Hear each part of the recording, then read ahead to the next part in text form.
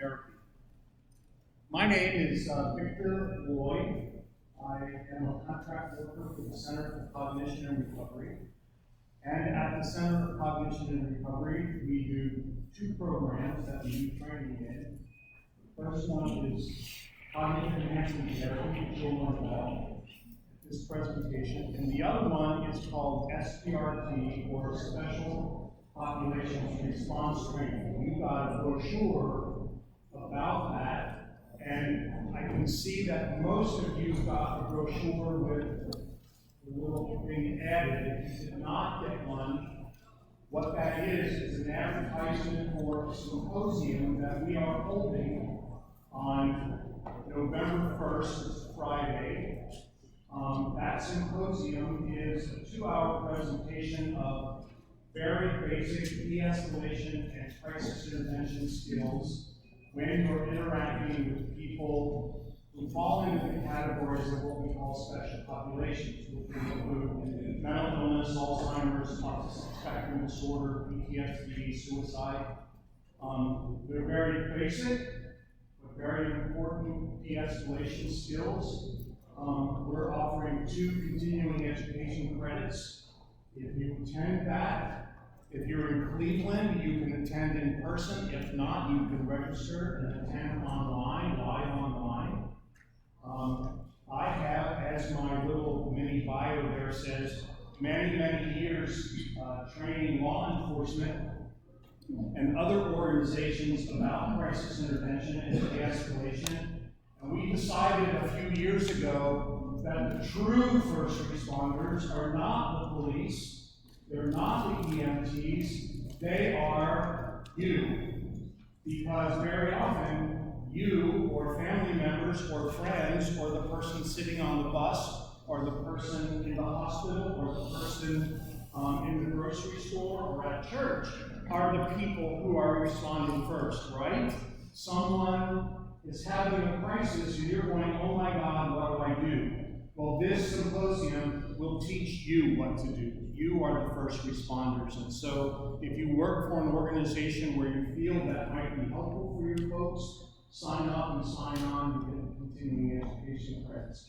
The other thing you were handed was a little sheet that you can fill out. I would appreciate it if you would fill that out. You can just hand it in when you leave.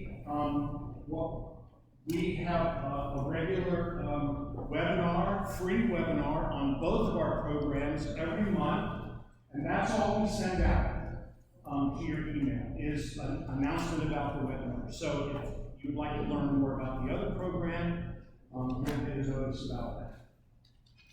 I'm glad the room kind of filled up, because in the beginning everybody was in the back. I used to be a clergy person, and I'm used to the back rows. Right? So, and I move around a lot. That's why I'm not using the microphone. Can you all hear me? I think I project pretty well. Is that a positive? Yeah. Oh, okay. Thumbs up. All right.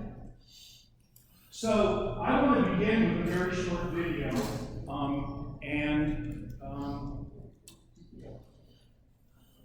pay attention closely because you'll learn a lot.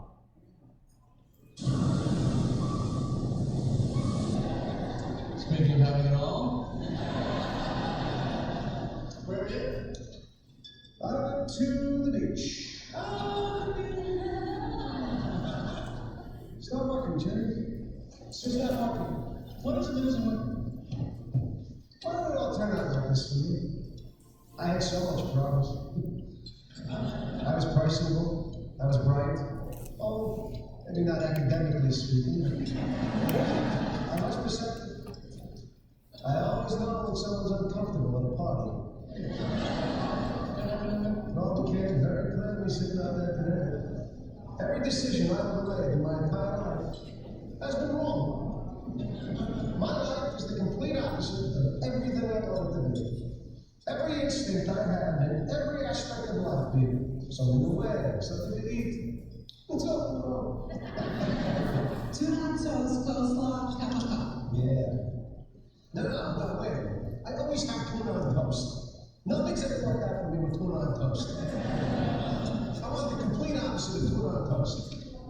chicken salad online, untoasted, with a side of potato salad, and a cup of tea. Well, there's no telling what can happen from this. You know, chicken salad's not the opposite of tuna. Salmon's the opposite of tuna. Because salmon swim against the current, and the tuna swim with it. Good for the tip. George, you know that woman just looked at you. So, what am I supposed to do? Go talk to her. Elaine, bald men with no jobs and no money who live with their parents. What a strange woman. Well, here's your chance to try the opposite. Instead of tuna salad and being intimidated by women, chicken salad and going right up to them. Yeah, I should do the opposite. If the best thing you have is wrong, then the opposite would have to be right. Yes, I will do the opposite. I used to sit here and do nothing and regret it for the rest of the day. So now I will do the opposite. I will do something.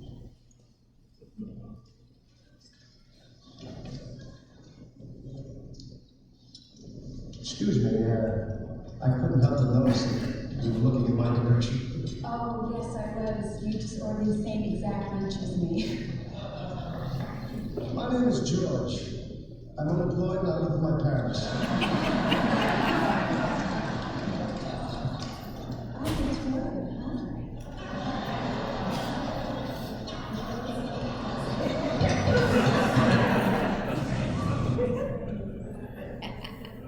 I have a theory or a belief that if you watch every episode of Seinfeld twice through, you should get a master's degree in therapy or counseling or psychiatry or whatever.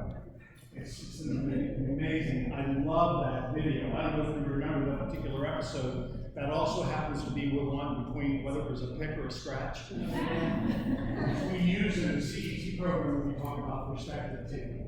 But anyway, I digress. So what is this presentation about? Well, I'm going to talk to you about the opposite. We've been living with treatment as usual for a long time. Now, I'm just going to try not to look at anybody in particular, but besides myself, having now just entered into the actual age group that are called senior citizens, how many of you remember the time when it was just, when we believed that the brain couldn't change and the best you could do in therapy was just kind of like talk through it and fix things, right? Yeah, right. Well, now I want to offer something entirely different.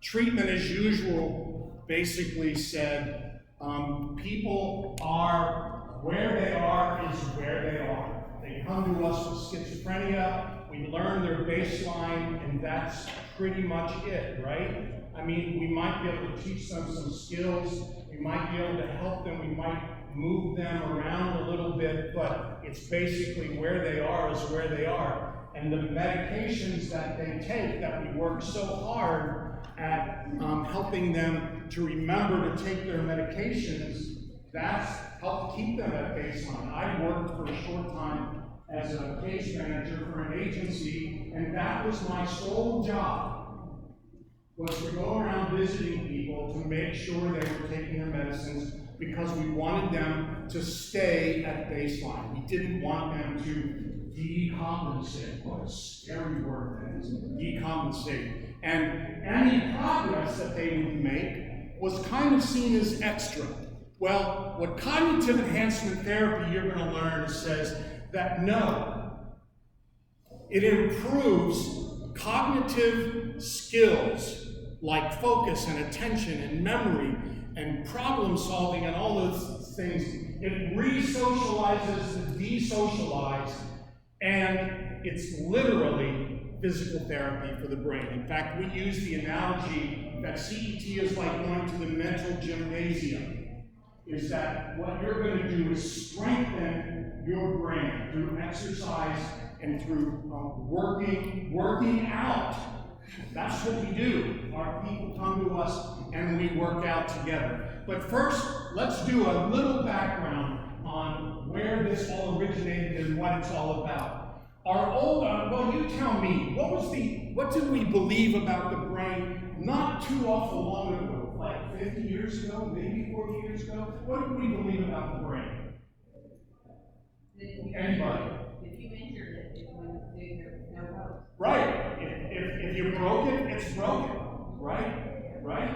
And once we got our brain, that was it. What we were given, we were given. You lose it, sorry. And we believe, well, I'm not even sure what we believe in terms of when the brain was finished. Now what do we believe? Yes. The old belief was the brain does not change. Once it's damaged, it can't get improved, and we have a fixed number of neurons. But now we've got this new word, neuroplasticity. The brain is plastic. It's changeable. It's malleable. You can have an impact on that brain. It's the brain's ability to reorganize, and it allows the neurons, those synaptic pathways, those synaptic connections, to change or to strengthen or to be different. It amazes me that, can anybody tell me about what's the age range when, well, first of all, what's the age range when the brain is finished? 25. Good. What's the age range typically when first serious symptoms, especially schizophrenia, but other mental illnesses, first appear? Yes, beautiful. 18 to 25. When do kids go away to college? 18 to 25. Yeah, and we wonder why kids are getting in so much trouble and addiction and all other kinds of problems arise because we're sending people away from home when their brains aren't done. I heard a psychiatrist once describe it as the two parts of the brain, the prefrontal cortex, the thinking part of the brain, and the limbic system, the emotional and the energy part of the brain, how they have to work together, kind of like the gas pedal and the brakes in a car. The limbic system being the gas pedal, and the thinking part of our brain, the thinking, judgment, insight part of the brain is like the brakes. And we send kids away to college when the gas pedal is working, but the brakes ain't working, right? And so that's important. If I could find a way to invent, come up with some kind of bottled stuff that you can give teenagers that makes their brain like, oh, better right away. And this explains parenting too, by the way, right? That's why I think a lot of parents, they go for that, when they first become parents and then they're reading the late 20s, early 30s, their kids now entering into this 18 to 25, and you can see that they're already bald, right?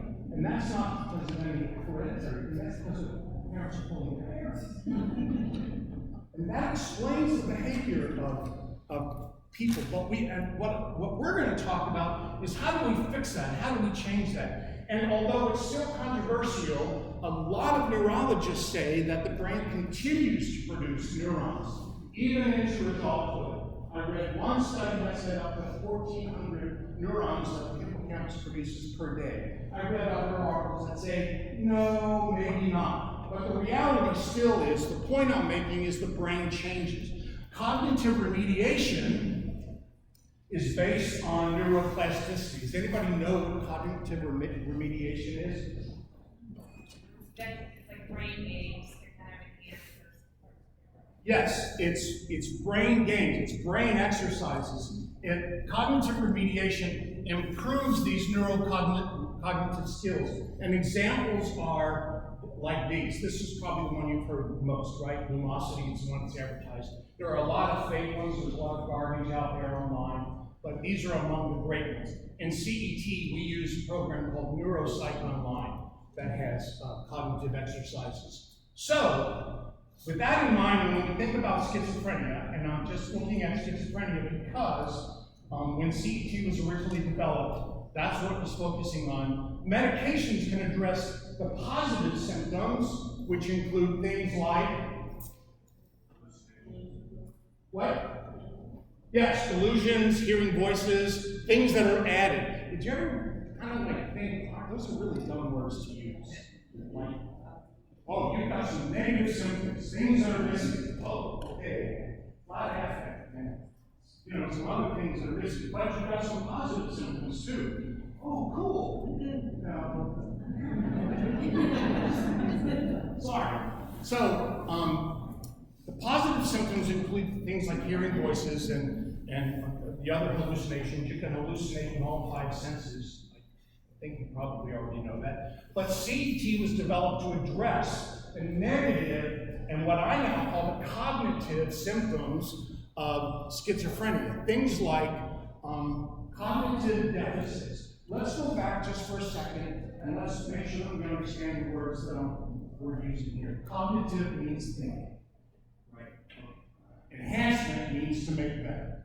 So cognitive enhancement therapy is all about therapy that helps the brain to think better. It improves the things that are missing, like focus and attention and working memory and problem solving and social cognition, like perspective thinking, speaking gistfully, having flexible instead of rigid thinking, not having your brain flooded with thoughts or having absence of thoughts, those kind of things. So it was developed to address those symptoms of schizophrenia. And I added a footnote there simply to say that since we started doing CET, that people with all kinds of diagnoses have come and participated in the program. So we're seeing major success with depression, bipolar, anxiety disorder, some limited success with traumatic brain injury, with autistic. We're doing a pilot program right now. It's about to finish up in the Detroit area,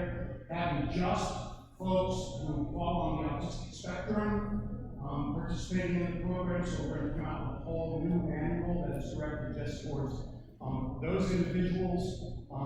We're talking about piloting a program for folks who have a dual diagnosis of mental illness and substance abuse issues, with just a focus on that. So all kinds of folks have participated and reached some success. Now I gotta confess that one of the reasons I got my degrees in the social work and counseling, I have a master's in counseling, was because I wouldn't have to do any math. A few others would. And because I get nauseous if I have to balance my checkbook. I don't do it. I let my phone do it for me. But I did have to take, and so when it comes to this kind of stuff, I just look at it and I go, what does it mean? And somebody at work who helped me develop this PowerPoint taught me what this means. So here is a graph measuring effect size. And effect size is the difference between 2 work groups. And so this is the difference between the healthy brain, notice I didn't say normal, I hate that word, the healthy brain and the brain with mental illness. And what I want to point out is look at the dramatic difference between the two in areas like memory, problem solving, attention, perspective taking, and social cue recognition. How many of you work with people who have those issues? Yes, exactly. And you know that when you have these issues, especially like this one, social cue recognition, that's the ability just to walk around and be in public and live our lives fully, right? Imagine your brain without this. Imagine your life without this. Imagine your life without this. Or, well, this is actually kind of my 65-year-old brain, right? Imagine getting along in the world without those things. So neuroplasticity then, with this whole idea of cognitive remediation, really brings hope. It's the brain's ability to change. And we know it can change, right? Right? Every time my phone dies and you go to buy a new phone, it's like there's a learning curve, right? But our brains can change. We can learn. When you're driving somewhere and you've got a new client and you find a way how to get to their house, you do it a couple of times, you don't have to think about it anymore. You can go. It's our brain's ability to develop new pathways, and we can learn and we can grow. CET took that whole concept of cognitive remediation and developed this program. Now, I'm not going to show this video because we don't have time, but if you were to go to our website, cetforlife.org, the number 4, and go to the section on testimonials, this is a video produced by an agency in Louisville, Kentucky, where I trained, that where the people who've actually been through the program and the coaches who were trained talk about the program. It's just a wonderful, wonderful video, so I encourage you to go check that out if after this program you're interested in what we do. So, CET was developed as a stable phase program, a stable phase intervention for fixing, remediating the cognitive and social deficits in schizophrenia, but with the idea that now anybody can participate in a program like this. It was developed at the University of Pittsburgh, and the story goes, and I actually met one of the originators, developers of the program. And the story goes that they developed this program in the lab, and they had outcomes that were published in the Journal of Psychiatry, Archives of General Psychiatry, saying that this program actually does change the brain. And they said, okay, why are we keeping it in the lab? We've done the research, why don't we take this out to the general population? And that's what they did. They developed this program that we now call Cognitive Enhancement Therapy and addressed it to people. So it focuses on these negative symptoms, not only these, but because these things are also present. I'll tell you right now, CET does not set out to fix, it doesn't make voices go away. It doesn't change the really deep embedded symptoms of depression or anxiety, but it helps with those thinking difficulties that are present. So, another thing that CET does that's really important is fixing what we call desocialization. You know that socialization is all about teaching kids. Remember, their brains aren't done. And how do they become socialized? By learning. By all the parents that they run into, the biological parents, the school parents, the church parents, the peer parents, all of those ways are parenting that happens. And so early on, children have to be told what to do. Don't cross the street without looking. Don't touch the stove. Be nice. Use your indoor voice. All of them, my parents never told me to use my indoor voice. I didn't know what an outdoor voice was. But adults, we're expected to get it. We're expected to know what to do already. We're expected to use those things that we learn. But suppose that your working memory is impaired. And it's hard to follow a conversation, not even thinking about participating in it. And you know, working memory, the analogy I use, working memory is like a RAM memory in a computer. It's the memory that's working all the time. It's the one that's working right now. And you also know that if you have a laptop or a computer and you get too many programs running all at once, what happens?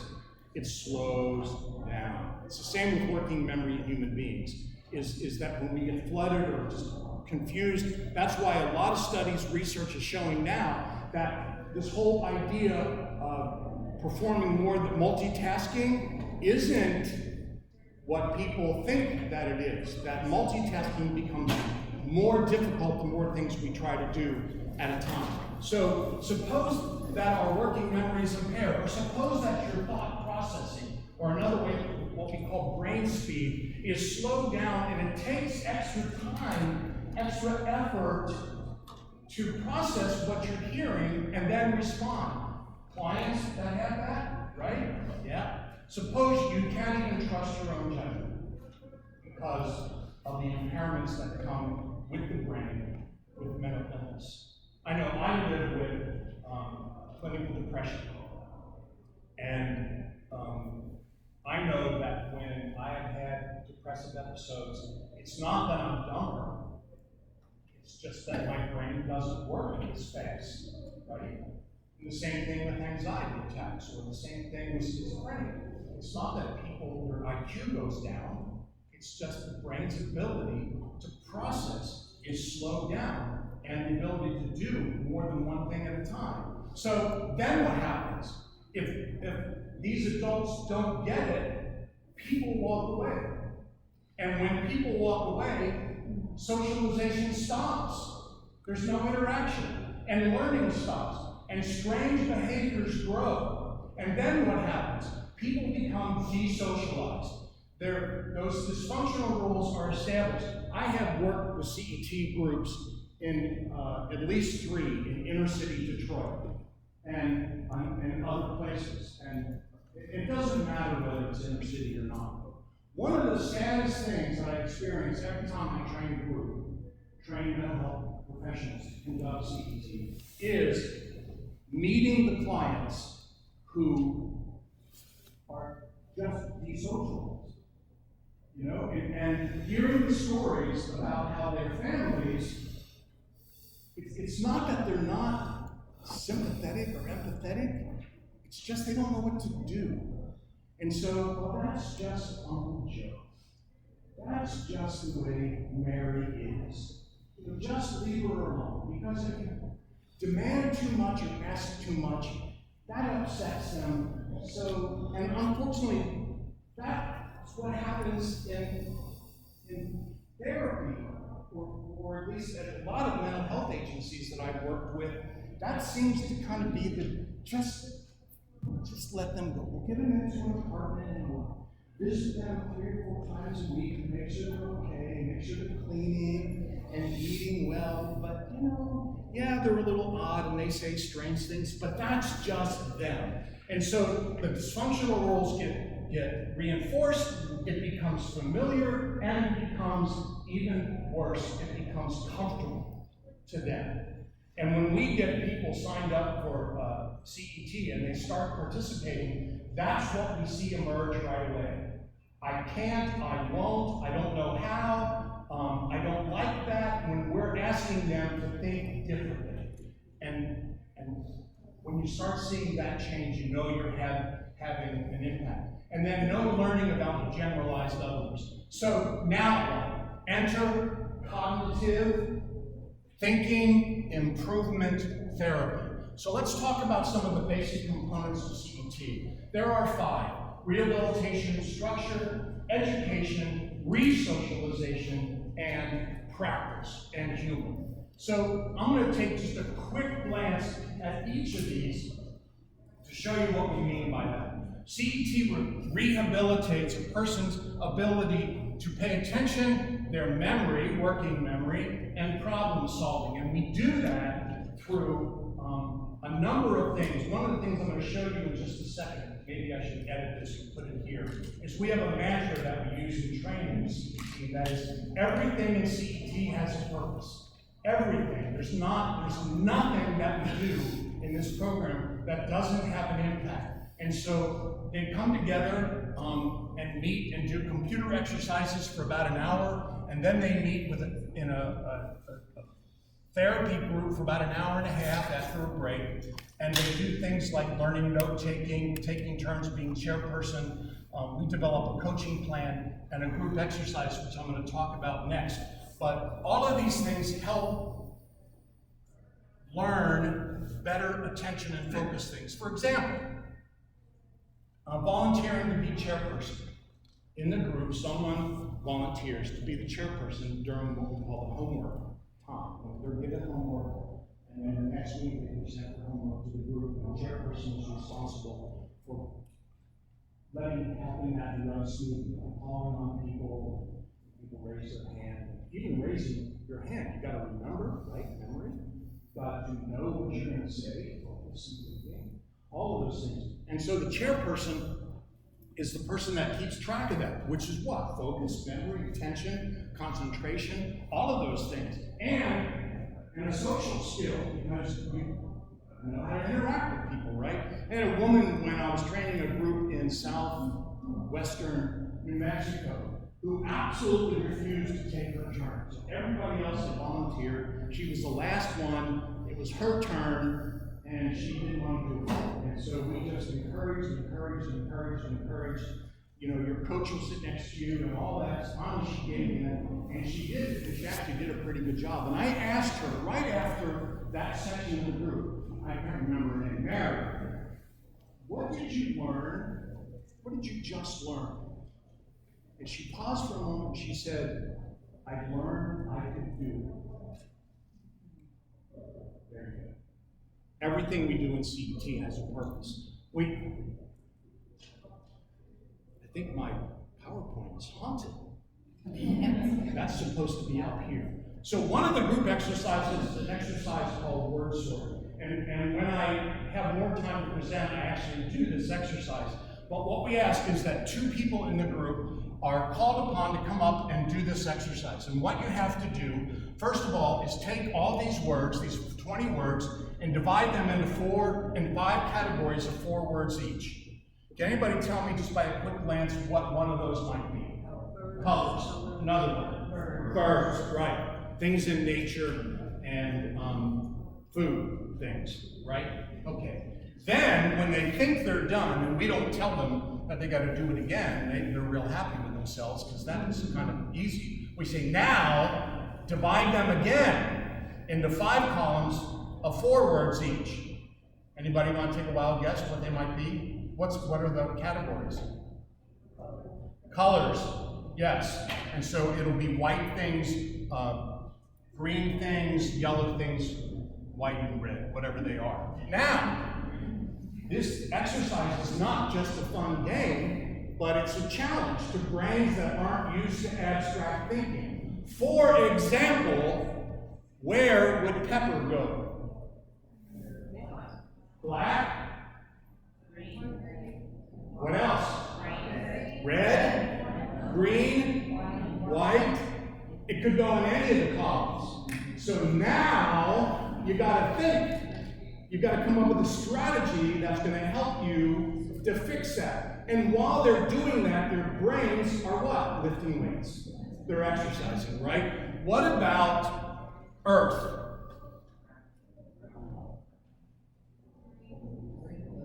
Green? Red? Who said red? Huh? Oh, the red clay. Yeah, actually, you're really close. Where would it go? See? It's tough, isn't it? Well, after you get it all done, you end up finding out that Earth is usually the last one that you choose. It goes under black. Why? Because you're thinking of a globe and shots from space of blue or green, right? But it's Earth, dirt. Dirt is black. So what do you have to do? You have to abstract. And a brain with mental illness oftentimes doesn't know how to abstract. So what we've done is we've challenged them to think differently. Plus, they're coming up 2 at a time, and they have to work together to do that. You'd be surprised how many times we've had people come from the group and they go right up to it and they start moving stuff around. and then the other person is just kind of standing there going, right? What have they accomplished? Nothing. And that's how they have lived their lives. But when we say, oh no, you've got to interact, you've got to talk, do you agree, would you change anything? Now they've got to communicate. Re-socialization. So, all right. So, these computer exercises that they do on Neuropsych Online they're done in pairs, again, socialization. It prepares, it kind of is a kickstart for the brain. And then as we move them from one exercise to the next, they become more difficult and more abstract. And so they start out very simply with just focus, just watching the ball appear on the screen. But even that is like, we had one woman who was doing that, and we had to wait, we had to hit the space bar when the purple ball appeared on the screen, right? And so she was ready. He was ready to hit that space bar. And it measured the milliseconds it took to do that. You know? Right? What's the problem? She wasn't getting very good timing. Why? Huh? No. Space bar's right here. Yeah, how high her hand is. So she had to strategize. We had got her to strategize and say, is there another way to do it? And finally, somebody helped her and said, why don't you put your finger right above space? And her numbers improved. Abstracting, changing the brain. So, structure includes things like every week they get, the group is a consistent and predictable format. What is one of the very sure negative symptoms of schizophrenia? Disorganized thinking, yes. And it's also true of people with depression and anxiety disorder. When you're having an anxiety attack or a depressive episode, that a person's ability to organize their thinking is very, very challenging. So what's the answer? Bring them into a group where everything is organized. Now, that's not something we do, that we talk to them about consciously, but it's something that happens every week. They come out of their disorganized world, their brains are put into an organized environment, and after a year long, which is how long CET lasts every week, for about 48, 45 weeks, that their brain gets used to being organized. Everything we do in CET has a purpose. And it's the things like, again, becoming chairperson. So here's what a typical agenda looks like. These bolded elements happen every week. They get welcomed back, someone volunteers to be chairperson, they take turns giving their homework answers. One of the coaches presents a talk on, and there are like 45 topics, and then they're given their homework for the next week, and then we do one of those group exercises. Every week that happens. What about education? Well, I just mentioned that there are 45 social cognition, which is what? Thinking socially, every week. And they cover topics like neurophysiology. We teach them about the balance between the thinking and feeling parts of the brain, an important topic early on. All about social interaction, things like perspective taking. And I'm convinced that if ever I was president, I would make CET required, because you'll learn perspective taking. Have you noticed in our world sometimes how perspective taking seems to be a skill that's kind of disappearing, you know, walking a mile in somebody else's shoes? Learning to adjust to their disability and how these things apply to life. And so I copied the table of contents in terms of the talks, just to kind of show you the diversity of topics, and with focus on, like in Unit 3, it's all about thinking styles. And we focus on, and we spend a lot of time just on cognitive flexibility. The ability to think flexibly, because again, people with mental illness, when it comes to desocializing, they become more and more rigid in their thinking. Why? Because it's safer that way. They create a world, and it's very safe. I'm not going to think differently, because that's too hard. It's too abstract. It's too challenging. I've got to do all of these things, and my brain just doesn't work right.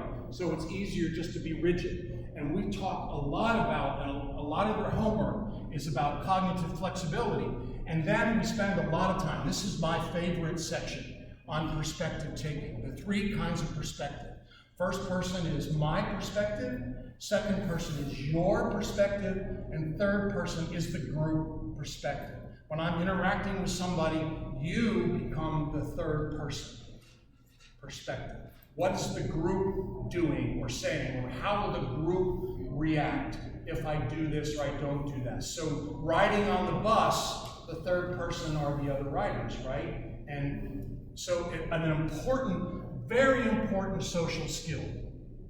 So, and then with every group, when there's a talk given, they're given a handout that has plenty of room to take notes. There's also a copy of this in large poster size that we hang on the wall, that the speaker, the coach who's giving this talk, uses that, and then they're given homework questions. So for example, on the talk, front stage, backstage, and front stage, backstage is a kind of my perspective, how I act in different environments. And this is a tough talk for some people, because what we're saying is that there's a way to behave when you're in a very formal setting, talking with your boss, and there's a way of when you're just sitting with your coworkers and just shooting the bull, right? And you're going to act differently. It doesn't mean you're going to be different. It just means that you choose, based on wisdom and insight and judgment, to act and talk a little bit differently. And some people have a hard time with that. We've had a few people, not necessarily with narcissistic personality disorder, but with narcissistic traits, who have a tough time with that. You want me to act different? You want me to be different? No, I'm not going to be different. I'm going to be me all the time. I used to work for a funeral home, one of what we call support workers. They're the people that hold the door for you, when you go in, and then they do all the nice stuff around all of that. And it's amazing how a lot of people have no concept of front stage when it comes to that. They come like they just got up. Well, that's the way Barney would like it. Well, Barney's not here, but their family is.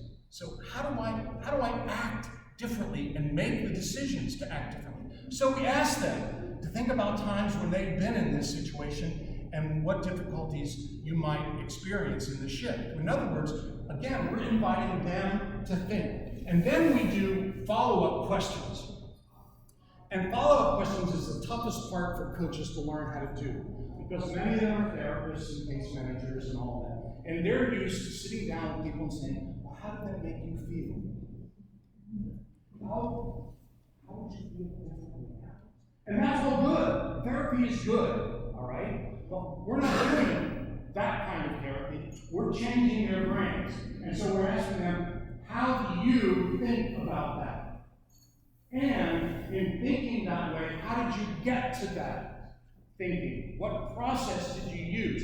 And so we ask follow-up questions that challenge them. Can you give me another example? It's easy to read your homework. There's no thinking going on there. But when I say, oh, that's a great homework, give me another example, and they go, and then CET is happening, right? Because now they've got to think on their feet, and many of them don't know how to do that. We had one guy in inner city Detroit that said, every third word, know what I'm saying? Know what I'm saying? Know what I'm saying? Know what I'm saying? Yes, God's saying, I know what you're saying. and that's because he lacked what I now call cognitive confidence. He didn't have any confidence in his own ability to think, because that's what his family and his friends and the people around him taught him. And by the time we were done, he was hardly saying that. Hardly saying that. Because now, in his attitude, he was saying, I've got something to say. So, presenting homework questions develop socialization skills. William, in Kentucky, would come to group, and he would sit in group like this the whole time. And when he gave his homework, he would read his homework, right? And that no cognitive competence whatsoever. He believed he was retarded, and so he acted retarded. And this was the way that he interacted with the world. By the time we were done, he was not only not writing his homework down, he was giving it right off the top of his head, and never did this again. 5 years after I trained at that location, I was back to do some follow-up training. And I saw him in in the agency, their little store. And he was in there, and I thought I was going to have to go up to him and say, hi, William, remember me? Before I even had a chance to do that, he turned around and came across the room, stuck out his hand, which is just nothing that would ever happen, and said hello and called me by name. 5 years after he had been through CET. So it sticks, it stays. Volunteering as chairperson, I told you about Mary, New Mexico, and pair work develops socialization skills. In our autistic spectrum group, Michael has no perspective taking skills at all, none. And so sitting him down with another person and having them work together on the computer skills was an incredible challenge. And now, as they're about to finish up, it's amazing how much more, he will always struggle with that, but how much more he's able to do it. Why? Because we've changed the structure of his brain. So, practicing humor is nothing more than, we know that if you do something a couple of times, chances are it's not going to stick. But when you do the same thing, it's like lifting weights. Nobody goes into the gym and pays for a gym membership and sits and watches everybody else while they're lifting weights and then leaves and said, boy, I feel better. Right? Nor you go in and lift 50 pounds one time, look at those muscles. No, you gotta do things over and over and over again. It's the repetitions that make the effect. And that's what we do with the computer exercises, and that's what we do in the group. And our humor, and this is a big part of CET, because we know that when people laugh, their limbic system is energized. It creates an atmosphere of safety with these individuals who are often frightened to be in a group. It exercises abstract thinking to get the joke, like a pilot, a poet, and a priest walk into a bar. And the bartender says, what is this, some kind of joke?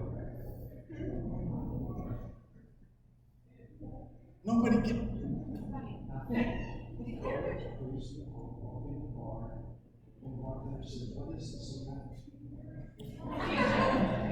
the past, the present, and the future walk into a bar. Things got tense. That's better. Abstract, right? So humor forces us to think abstractly, and computer exercises are fun, but sometimes frustrating. So I'm going to end up now by kind of giving you the structure of what CET looks like. On a weekly basis, they come together every week and they do computer exercises for about an hour, take a break. The group meets for about an hour and a half, and then the coach and the trainer, if it's the first year, the training year, meet for about half an hour afterwards to debrief and to continue learning. And then the coaches also split up the group and they meet with group members, participants, for about half an hour every week. So typically, the commitment is about 4 hours a week. In terms of by month, in the first 2 months, the trainer comes and does some pretty intensive training on theory and practice and all the stuff about CET, but you can't cover everything. So there's a lot of things that you learn as you go. So by month 3, they're doing just the computer exercises. By month 4, they've added the social cognition groups. And then in those weeks, 5 through 48, they're doing all 3 of those things. And then they graduate around week 48, which weather and things like that have an impact on that. The trainer comes on site once a month and does 2 hours of additional training every month. And so we teach them the exercises that are coming up. We show them the computer exercises that they're going to have to show the participants how to do. We talk about issues with the participants and things like that. So the whole program goes for about 48 weeks. With the first 2 months, usually, different trainers do it differently, much more intensive work. So I'm going to end talking about, so how do you get CET? What is the commitment that the agency makes? What do we do? Well, as I mentioned before, different estimates, different research has shown that doing it over and over and over again is really going to reinforce your own brain to do that. So what we do is we come to an agency, and the agency is going to have usually about 6 mental health professionals, therapists, case managers, whatever. That the trainer then trains them to become coaches. And so what we're doing is 15 months of intensive hands-on training which includes the introductory training that I explained to you. We help them then choose participants for the group, usually about 12, because some will drop out.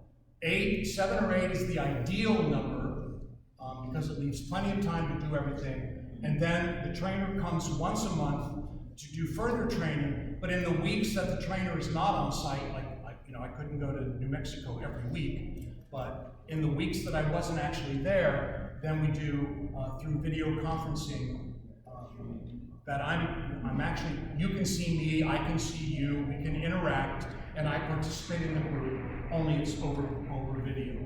So, in summary, cognitive enhancement therapy is rooted in neuroplasticity. It improves those skills that I've talked about all throughout this presentation.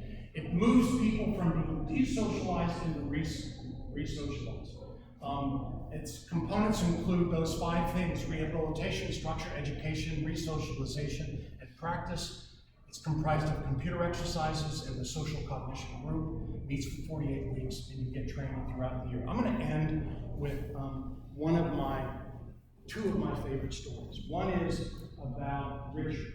And Richard came to CET having been attending college, and he failed miserably. And the reason he failed is because he was a verbatim thinker.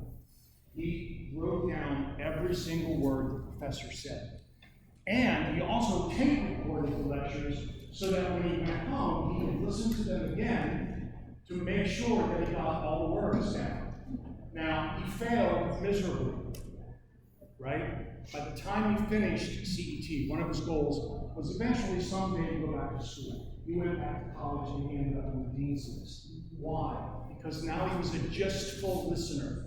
He just listened to the main points and wrote the main points down. And now that's how he was learning. His brain has changed. We have a woman, I'm coaching a group in Cincinnati right now. We have a woman who went through horrible trauma. And you cannot touch her. And she'll tell you that.